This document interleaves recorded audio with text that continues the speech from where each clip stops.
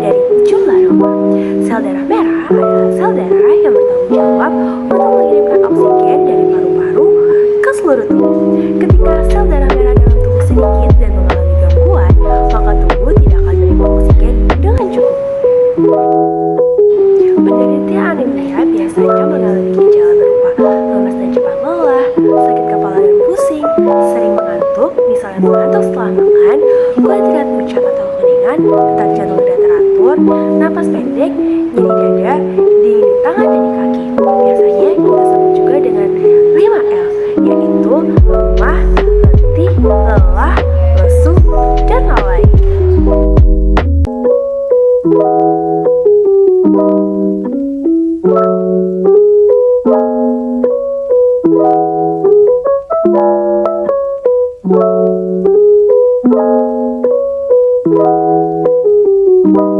Penanggulangan dan pencegahan anemia dapat dilakukan dengan beberapa hal berikut, yaitu meningkatkan asupan makan zat besi, suplementasi zat besi dengan mengkonsumsi tablet tanda darah, meningkatkan konsumsi buah dan sayur sebagai sumber vitamin C, meningkatkan konsumsi protein hewani, menghindari konsumsi teh dan kopi saat makan atau saat mengkonsumsi TTD, dan yang terakhir berolahraga atau aktivitas fisik secara rutin.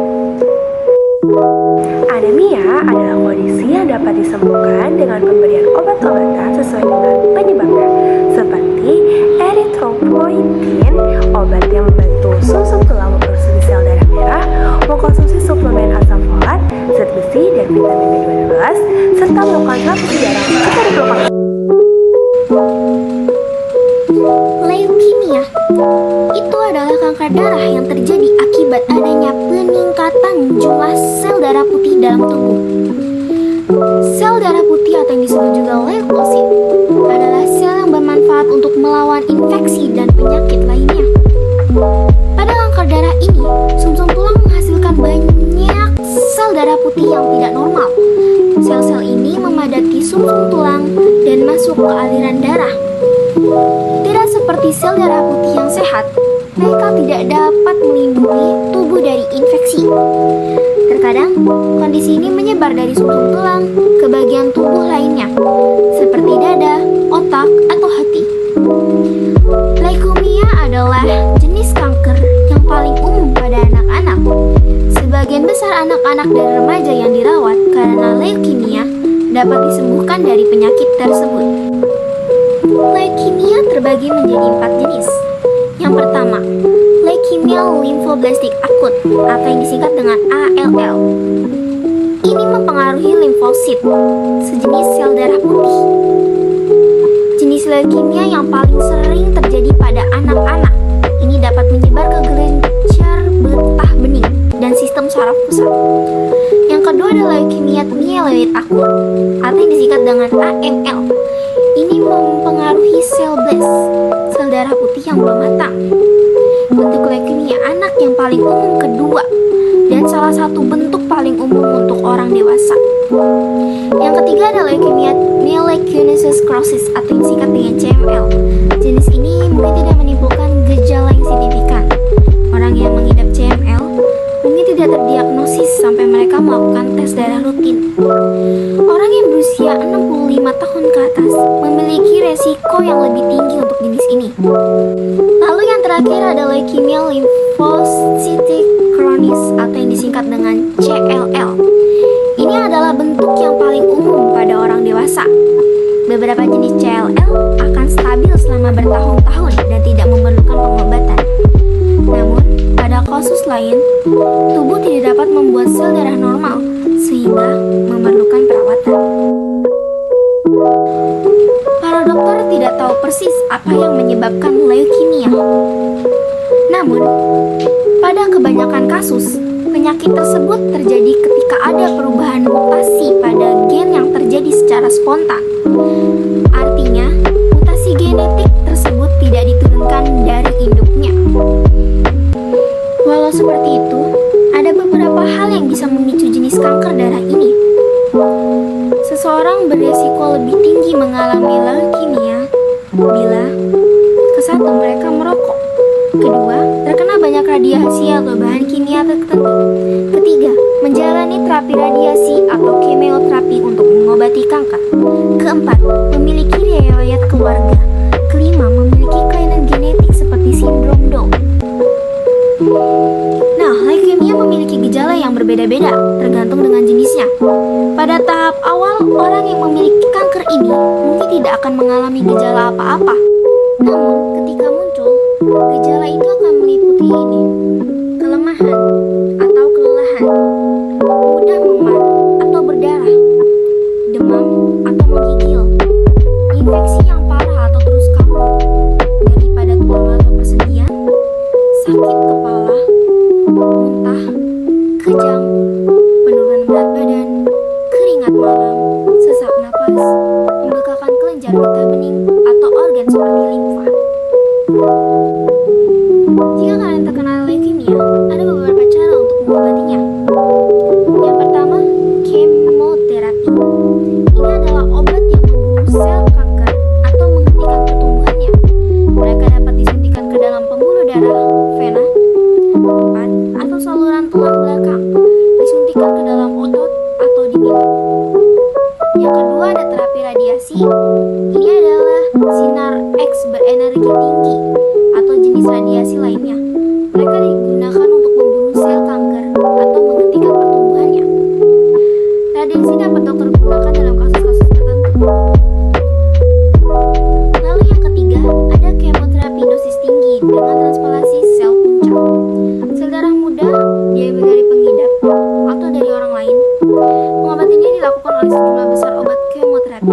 Ini menyebabkan kerusakan pada sumsum tulang. Setelah kemoterapi, sel induk diganti. Yang keempat, ada terapi yang ditargetkan. Pengobatan ini mungkin efektif ketika kemoterapi tidak berhasil. Misalnya dapat untuk merawat anak-anak dengan leukemia, multiple sclerosis atau yang disingkat dengan CML tadi. Terapi yang ditargetkan seringkali memiliki efek samping yang tidak terlalu parah.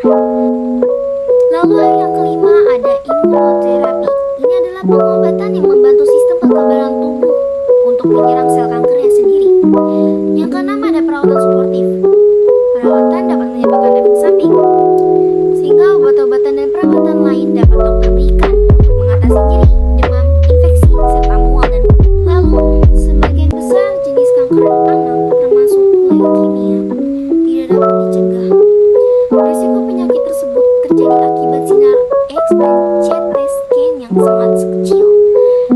Namun dokter menyarankan untuk tidak melakukannya pada wanita hamil dan anak-anak.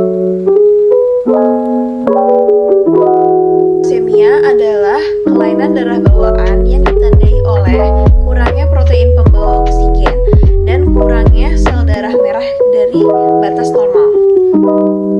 Gejala thalassemia sangatlah bervariasi tergantung dari segi tingkat keparahannya. Beberapa gejala umum yang biasa terjadi pada thalassemia. Yang pertama adalah kelelahan, kedua kurangnya nafsu makan, yang ketiga wajah pucat, yang keempat pusing, dan yang kelima yang terakhir itu sering atau hanya bisa terjadi pada anak-anak, yaitu kurangnya pertumbuhan. Penyebab thalassemia disebabkan oleh kelainan genetik yang mempengaruhi reproduksi hemoglobin terhadap sel darah merah. Berikut beberapa langkah yang dapat mencegah penyebaran thalassemia. Yang pertama ada tes genetik, yang kedua ada konseling genetik, yang ketiga tes pranikah, dan yang keempat adalah prenatal dan diagnosis dini. Yang pertama adalah transfusi darah secara teratur, yang kedua ada terapi kelainan darah, dan yang ketiga juga ada transplantasi sumsum tulang, dan yang terakhir adalah manajemen gejala. Pengertian hemofilia adalah gangguan pada sistem pemompan darah yang lemah. Kondisi ini terjadi ketika terdapat kekurangan protein tubuh yang dibutuhkan dalam proses pembekuan darah.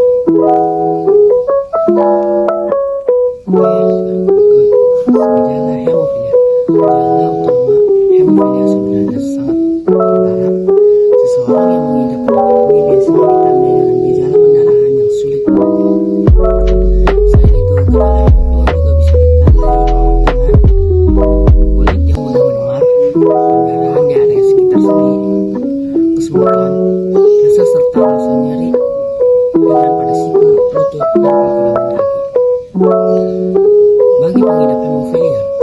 mewaspadai terjadinya perdarahan intrakranial atau perdarahan di tengkorak kepala. Kondisi ini umumnya terjadi ketika pengidap hemofilia mengalami cedera pada bagian kepala. Orang yang mengalami kondisi ini bisa mengalami gejala berupa seperti luka, leher tegang, sakit kepala yang hebat, penglihatan berbayang, kelumpuhan di sebagian atau seluruh otot wajah. Nah, untuk penyebab utama hemofilia merupakan pasangan pada gen alias mutasi genetik yang membuat tubuh memiliki faktor penyebab tertentu.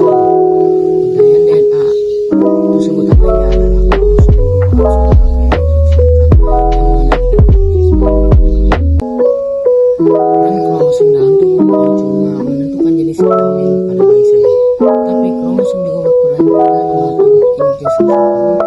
Setiap manusia memiliki sepasang kromosom seks. Pada wanita XX, sedangkan pria XY. Hal yang perlu diingat adalah hemofilia merupakan penyakit keturunan yang diwarisi lewat mutasi pada kromosom X. Oleh sebab itu, pria cenderung menjadi pengidap sementara wanita cenderung menjadi pewaris atau pembawa mutasi gen tersebut. Ada beberapa hal yang dilakukan agar bisa mencegah hemofilia. Yang pertama adalah hindari penggunaan obat antiinflamasi non-steroid. Yang kedua adalah rawat persendian yang berolahraga untuk mengurangi beban kerja pada persendian. Yang ketiga itu pengertian dengan hati-hati. Yang keempat adalah menjalani vaksinasi hepatitis A dan B. Yang kelima adalah segera atasi pendarahan jika terjadi. Dan yang keenam adalah menjalani tes rutin untuk infeksi, terutama infeksi yang ditularkan melalui darah.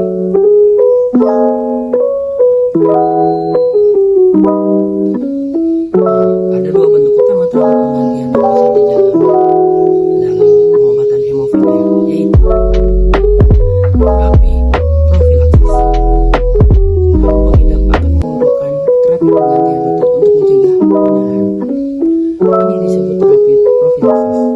Dokter biasa merekomendasikan perawatan tim untuk penderita hemofilia A yang parah. Yang kedua ada terapi permintaan. Terapi ini akan menghentikan pendarahan sesuai permintaan. Orang yang hidup dengan hemofilia ringan mungkin hanya memerlukan terapi permintaan yaitu perawatan yang diberikan oleh dokter hanya setelah pendarahan tetap tidak terganggu. Gejala eritroblastasi fetalis beberapa hal yang bisa menjadi tanda atau gejala eritroblastasi fetalis adalah meliputi cara ketuban berwarna kuning, organ tubuh jadi membesar, bayi mengalami eritroblastasi fetalis. Namun ada beberapa gejala umum eritroblastasi fetalis pada bayi baru lahir, yaitu kulit bayi terlihat pucat akibat kekurangan sel darah merah, tali pusar, kulit, dan mata bayi tampak menguning, muncul titik merah, coklat atau bercabang pada kulit bayi. Organ hati atau limpa bayi lebih besar dari ukuran normal. Tubuh bayi mengalami pembengkakan yang parah, bayi sulit bernapas. Eritroblastasi fetalis adalah kondisi ketika sistem kekebalan tubuh ibu menyerang sel darah merah janinnya. Kondisi ini menyebabkan sel darah merah janin rusak, sehingga diperlukan penanganan yang tepat agar tidak mengganggu pertumbuhannya atau memicu komplikasi serius. Pencegahan eritroblastasi fetalis: 1. Pengecekan darah untuk melihat antibodi ibu. Darah untuk melihat antibodi ibu. Pemeriksaan USG untuk memantau pembengkakan pada tubuh bayi. Memeriksa kadar bilirubin ke dalam air ketuban. Memeriksa tali pusar bayi untuk melihat golongan darah. Potret RH, jumlah sel darah putih, dan antibodi. Pengecekan darah bayi untuk mengetahui kadar bilirubin. Penanganan eritroblastasi fetalis jika hasil pemeriksaan menunjukkan janin mengalami eritroblastasi fetalis. Dokter akan segera memberikan penanganan untuk menyebabkan terjadi komplikasi yang mengancam nyawa janin. Berikut, ini adalah penanganan eritroblastasi fetalis pada janin, yaitu transfusi darah intrauterina, persalinan prematur, transfusi darah, memberi cairan infus, fototerapi, dan yang terakhir memasang ventilator.